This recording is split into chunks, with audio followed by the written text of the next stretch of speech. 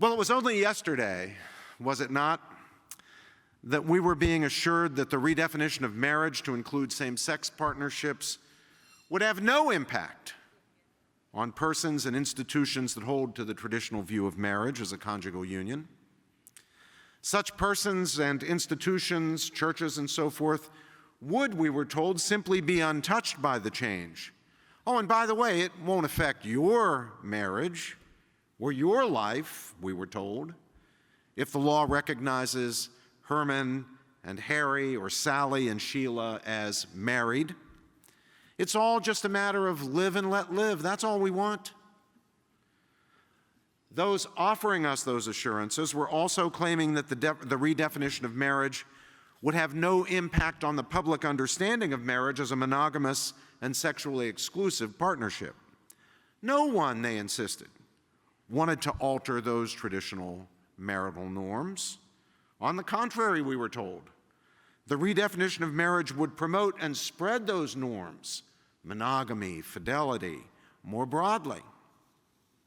No one, they said, was seeking to actually redefine marriage. The goal was merely to broaden the pool of people eligible to participate in the institution. Now, when some of us warned that this was nonsense and pointed out the myriad ways that Catholics, evangelicals, Mormons, Eastern Orthodox Christians, Orthodox Jews, Muslims, and others would be affected, and their opportunities and liberties restricted by the legal recognition of same-sex partnerships and relatedly by the insertion into anti-discrimination law of concepts such as sexual orientation and gender identity, our liberal friends accused us of scaremongering. When we observed that reducing marriage to a form of sexual romantic companionship or domestic partnership, which is what happens when sexual reproductive complementarity is banished from the definition of marriage, removes any principled ground for understanding marriage as a sexually exclusive union of two and only two persons, and not an open partnership or a relationship of three or more persons in so-called polyamorous sexual ensembles. We were charged, you'll recall, with invalid slippery slope reasoning. Remember? No one, they assured us, would require Christian foster care and adoption services to place children in same-sex headed households against their religious convictions, or force them to close those institutions if they declined to do so. No one, they said, would require religiously affiliated schools and social service agencies to treat same-sex partners as spouses or impose penalties or disabilities on those that dissent. No one would be fired from his or her job or suffer employment discrimination, Susanna, for voicing support for conjugal marriage or criticizing same-sex sexual conduct and relationships. No business owner, we were told, would be required to provide services for same-sex ceremonies that were contrary to their moral or religious beliefs, or punished if they chose not to provide them. And no one, again we were told, was proposing to recognize polyamorous relationships or normalize open marriages, nor would redefinition of marriage undermine the norms of sexual exclusivity and monogamy, either in theory or practice. Well, all that was then, and this, my friends, is now. I must say, though, that I still can't fathom why anybody believed any of it, even then. The whole argument was and is that the idea of marriage as the union of husband and wife lacks a rational basis and therefore amounts to nothing more than bigotry. Therefore, no reasonable person of goodwill can dissent from the liberal position on sex and marriage any more than a reasonable person of goodwill could support racial segregation and subordination. That's why our progressive fellow citizens think it's perfectly fine to indoctrinate our children, whether we like it or not, with liberal sexual ideology. Now, since most liberals, and even some conservatives, I regret to say, apparently have no understanding at all of the idea of marriage as a conjugal relationship, a one-flesh union, as the Bible says, not even enough to grasp or consciously consider and reject it, they uncritically conceive marriage precisely as sexual romantic companionship or domestic partnership and nothing else. And they can't fathom how anyone could possibly understand it in any way. They don't think we're simply mistaken. They think we're evil. And this is despite the fact that the idea of marriage as conjugal has historically been embodied in our matrimonial laws and explains their content, not just the requirement of spousal sexual complementarity, but also rules concerning legal consummation and annullability, norms of monogamy and sexual exclusivity, and even the pledge of permanence, of commitment, the idea that we pledge to each other a lifelong bond and not a term of years, 5 years renewable or something like that. And the conjugal understanding of marriage can explain all of those norms in ways that the sexual romantic companionship or domestic partnership view of marriage, which you have to adopt if you adopt a same-sex marriage ideology, simply cannot.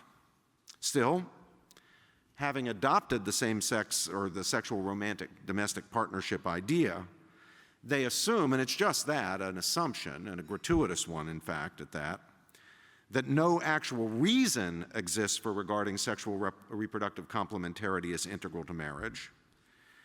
After all, two men or two women can have a romantic interest in each other, live together in a sexual partnership, care for each other, and so forth. So why can't they be married? Those who think otherwise have no rational basis for their views, so they discriminate invidiously. But of course, by the same token, if that's your reasoning, if two men or two women can be married, then why can't three or more people, irrespective of sex, be married in a polyamorous thruples relationship, or quadruples, or quintuples relationship? Since no reason supports the idea of marriage as a male-female union or a partnership of two persons and not three or more, the motive of those insisting on these other traditional norms must, they assume, be a dark and irrational one. Now, my point that redefining marriage as sexual romantic companionship or domestic partnership to accommodate same-sex relationships erodes the basis of permanence and exclusivity in any relationship, same-sex or opposite sex, is increasingly confirmed by the rhetoric and arguments of advocates of this view themselves and by the policies that they are increasingly led to embrace, policies that are coming to a legislature near you soon. University of Arizona philosophy professor Elizabeth Brake, for example, supports what she calls minimal marriage, in which, and I quote her, individuals can have legal marital relationships with more than one person, reciprocally or asymmetrically, themselves determining the sex and number of parties, the type of relationship involved, and which rights and responsibilities to exchange with which, unquote. Judith Stacy, a prominent New York University professor who is in no way regarded as a fringe figure, in testifying before Congress, expressed hope that the redefinition of marriage would give marriage, quote, varied, creative, and adaptive contours, leading some to question the dyadic limitations of Western marriage. Dyadic means two, as opposed to 3, 4, or 5, and seek, and I finish quoting her, small group marriages. In a statement called Beyond Same-Sex Marriage, more than 300 LGBT and allied scholars and advocates, as they identify themselves, including such prominent and influential figures as Gloria Steinem, who received the Presidential Medal of Freedom from President Obama, Barbara Ehrenreich, Professor Kenji Yoshino from Yale Law School, call for legally recognizing as marriages or the equivalent sexual relationships involving more than two partners. And again now, we're not talking here about polygamy. That's well known, the idea that a man could be in several different marriages. Jim is married to Sally, but then Jim is married in a separate marriage at the same time to Jill, and Jim is married in yet a third marriage at the same time to Harriet. No, we're not talking about that. That's well known to history. We've rejected it in Christianity. We've rejected it in Western law. But what we're talking about now, what all these prominent figures that I've been quoting to you are proposing, is polyamory, not polygamy. That is 3, 4, 5 people married together in a group sexual ensemble, sharing a bed and sharing a life and sharing a bank account and sharing children. Well, what about sexual exclusivity? Well, Andrew Sullivan, who famously proposed in the 90s his so-called conservative case for same-sex marriage, remember when Andrew Sullivan was posing as a conservative, has gone so far as to extol, and I quote, the spirituality of anonymous sex. I had to actually look up what that is. It's sex between people who don't bother to share names with each other. And Sullivan welcomes the fact that the, quote, openness of same-sex unions might erode sexual exclusivity among those in opposite-sex marriages, setting a good example for you old fuddy-duddies who think that fidelity ought to be practiced. And I could go, I've got more, I could go on and on, but you probably, I can't leave Michelangelo Signorile out. Another prominent advocate of redefining marriage urged people in same-sex relationships to, quote, now here, you'll like this one, here's this very leading LGBT activist, quote, demand the right to marry not as a way of adhering to society's moral codes, but rather to debunk a myth and radically alter an archaic institution. We should fight for same-sex marriage and its benefits, then once granted, redefine the institution of marriage completely, because the most subversive actions lesbians and gay men can undertake is to transform the notion of, quote, family, unquote, entirely, unquote.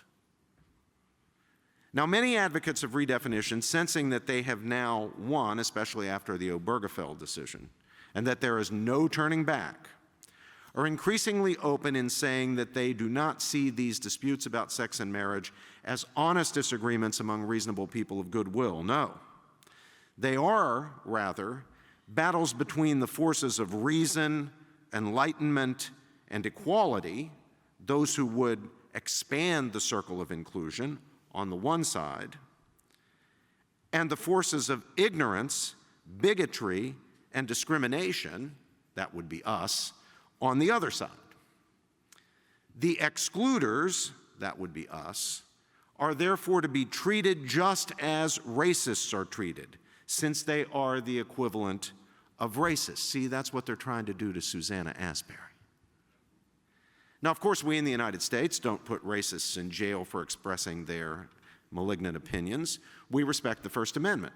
But we don't hesitate to stigmatize them and impose various forms of social and even civil disability upon them and their institutions. So in the name of marriage equality, as they frame it, and non-discrimination, liberty, especially religious liberty, and the liberty of conscience are genuinely undermined. Much of what was going on in the legislature that Joseph pointed to represents that undermining of religious liberty in the name of this new religion, this new militant fundamentalist religion of secular progressivism. They claim to be against the establishment of religion.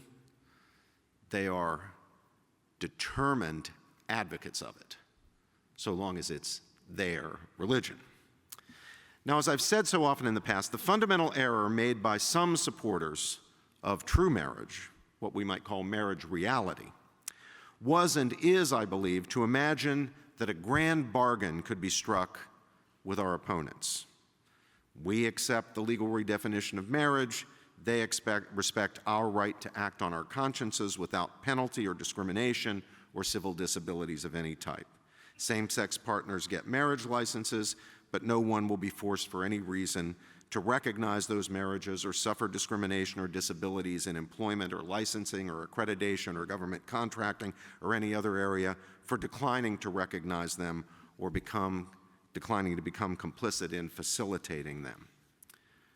That was the alleged bargain. There was never any hope of such a bargain being accepted. Perhaps parts of such a bargain would be accepted by progressive forces temporarily for strategic or tactical reasons as part of the political project of getting marriage redefined. But guarantees of religious liberty and non-discrimination for people who cannot in conscience accept same-sex marriage could then be eroded and eventually removed, and that's what's happening now. After all, they reason, full equality requires no quarter be given to bigots, like us, as they say, who want to engage in discrimination in the name of their retrograde religious beliefs. That would be Christianity, traditional Judaism, Islam, any of the traditional faiths that uphold the idea of marriage as a man and a woman. And there's a reason for this. Secular progressivism never was and never will be what the late John Rawls, the great Harvard philosopher John Rawls, depicted liberalism as being and hoped it would be, namely a purely political doctrine, as opposed to what he called a comprehensive view, that is, a view of human nature, meaning, dignity, and destiny that competes with other comprehensive views, be they religious or secular, Catholicism or Christianity, Judaism, Marxism, utilitarianism, or what have you.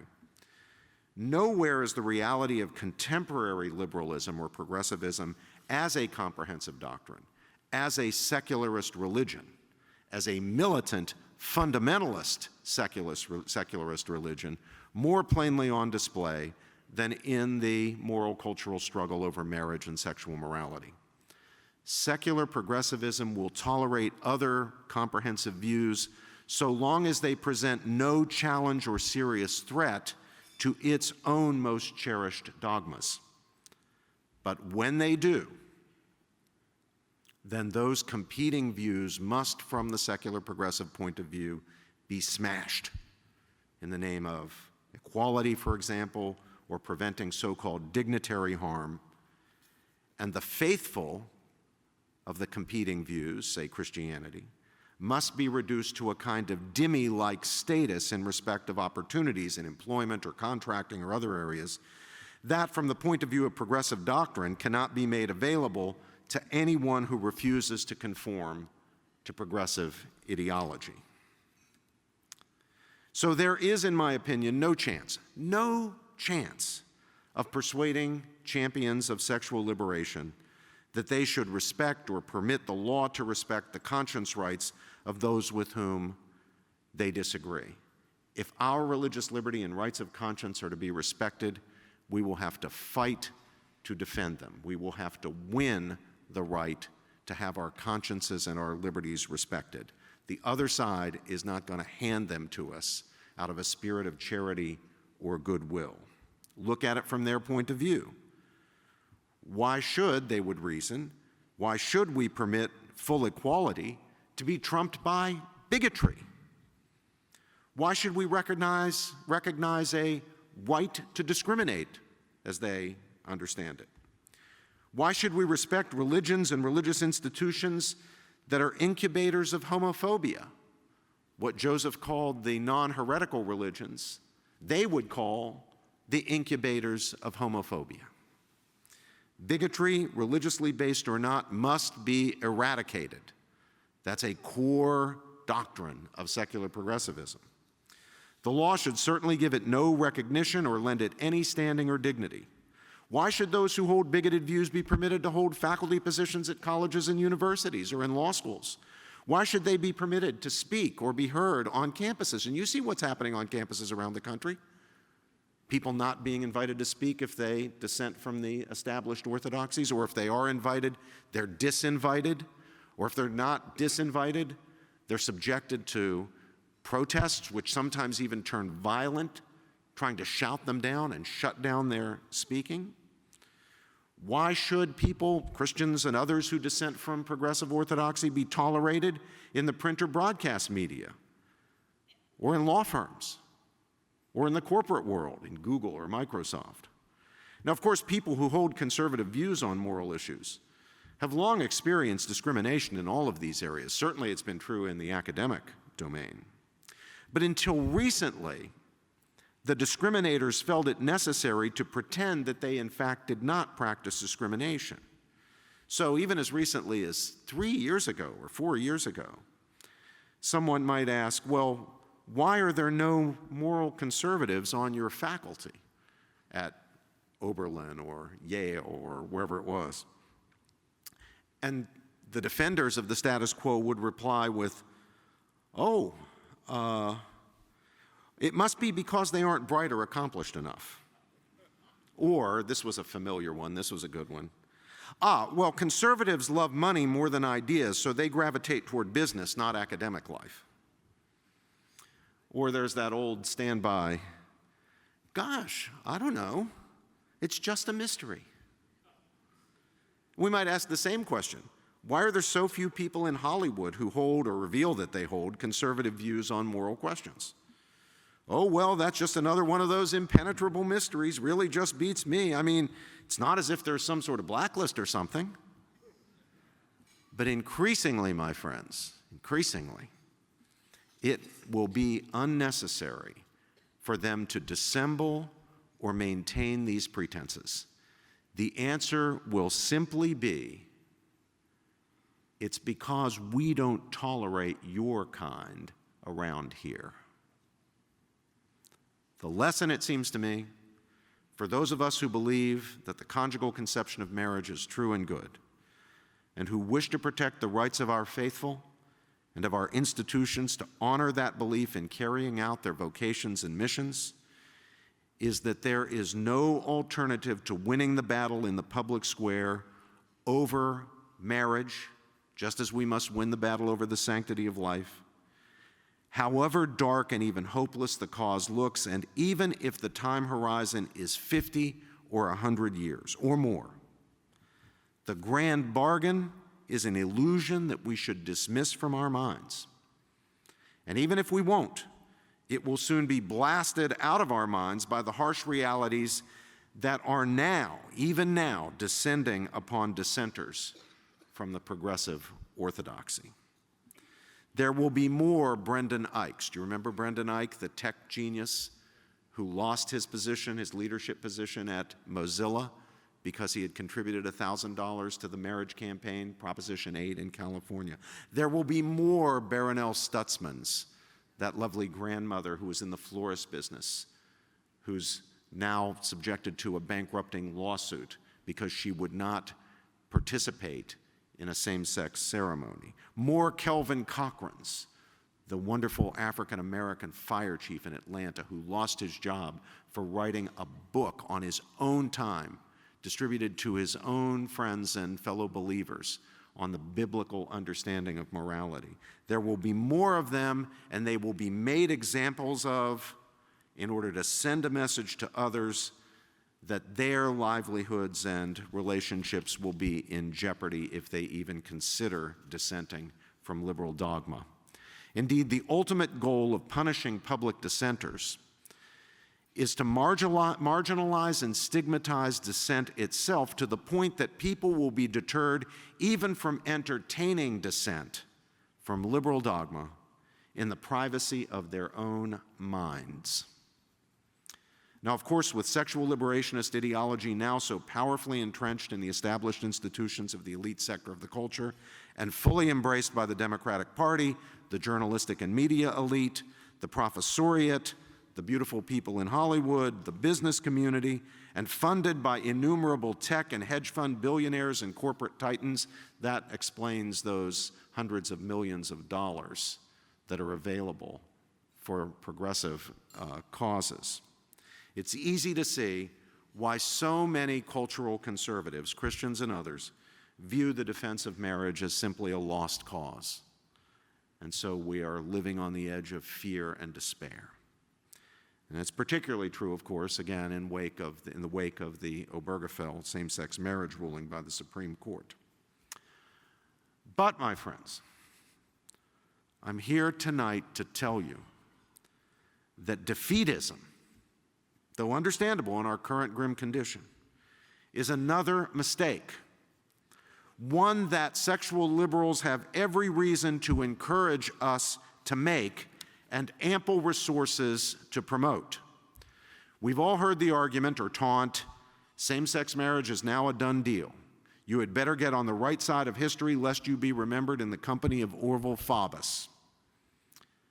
Now, of course, remember, this is what we were told about the so-called right to abortion in the mid-1970s. Many of you, I think, can remember that period, just after Roe versus Wade, up until the Reagan administration, from 73 to 80, 81, 82. Many demoralized pro-life people at that time initially believed it. Abortion was inevitable. It's going to sweep the country. There's no turning back. It'll be incorporated into American life as it has been in so many places in Europe. It'll be a non-issue in 2 years. But it didn't turn out that way, did it? A greater percentage, oh, it didn't, and it's because of the efforts of pro-life people like you that it didn't. A greater percentage of Americans are pro-life today than in the 70s, and young people are more pro-life than their parents' generation. The idea promoted by the abortion lobby when their cause seemed to be a juggernaut, that the American people will inevitably accept abortion as a matter of women's rights and social hygiene, proved to be spectacularly false. Despite everybody believing it. It was like the population bomb. Remember Paul Ehrlich's book, The Population Bomb? You had to believe it or you were an idiot. Well, it turns out it was an idiotic theory. It's been completely falsified by that funny thing called reality. Now, speaking of social hygiene, since I mentioned it, let's now think back to the 1920s and 30s, when eugenics was embraced by the progressive establishment and by all the elite institutions of American society, from the wealthy philanthropic foundations to the mainline Protestant denominations to the Supreme Court of the United States. Affluent, sophisticated, so-called right-thinking people were all on board with the eugenics program. It, too, seemed like a juggernaut. 3 generations of imbeciles are enough, to quote the appalling words of Justice Oliver Wendell Holmes in the infamous case of Buck against Bell in the 1930s. Only those retrograde Catholics, joined by some other backward religious folks, the kind we would today call evangelicals, resisted eugenics. And the thought was that the back of their resistance would soon be broken by the sheer rationality of the eugenics idea. The eugenicists were certain that their adversaries were on the wrong side of history. The full acceptance of eugenics was, they said, inevitable. But of course, things didn't turn out that way with respect to that issue either now, did they?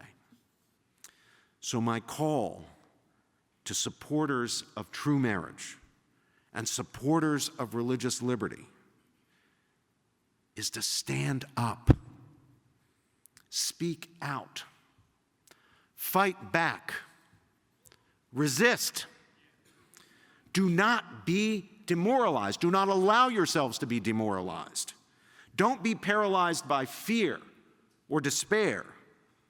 Speak moral truth to cultural, political, and economic power, which is what the Family Policy Institute of Washington does every day of the week.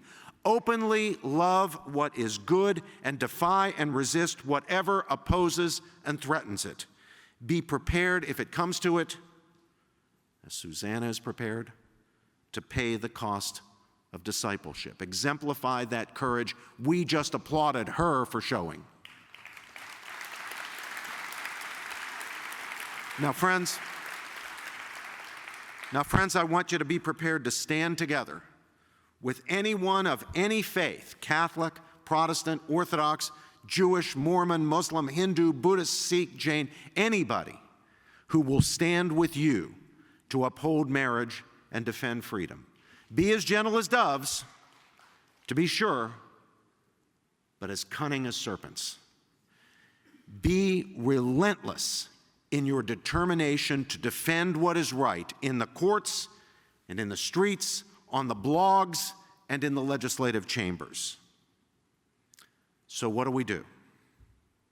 First, pray ceaselessly. Pray.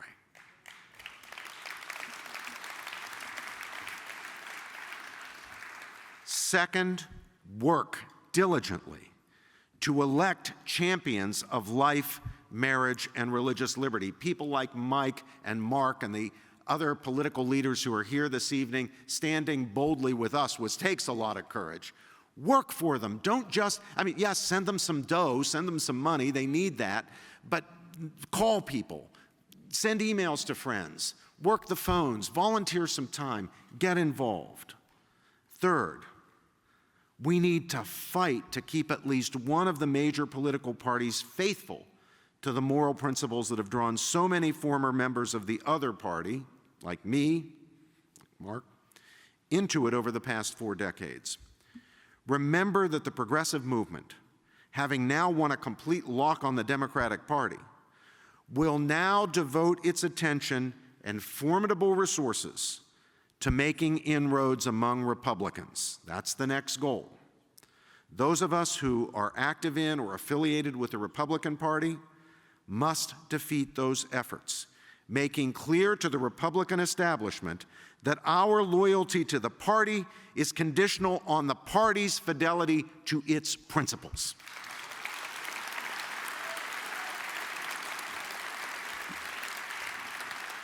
Let us remind the Republicans that their party was founded on moral conviction, pledged in 1854 and 1856 to fight the twin relics of barbarism, to use the phrase from the original Republican platform of 1856. What were those twin relics of barbarism? Slavery and polygamy. Standing for what is right and against what is wrong, standing for moral principle is in the GOP's DNA. We need to remind Republican leaders of that.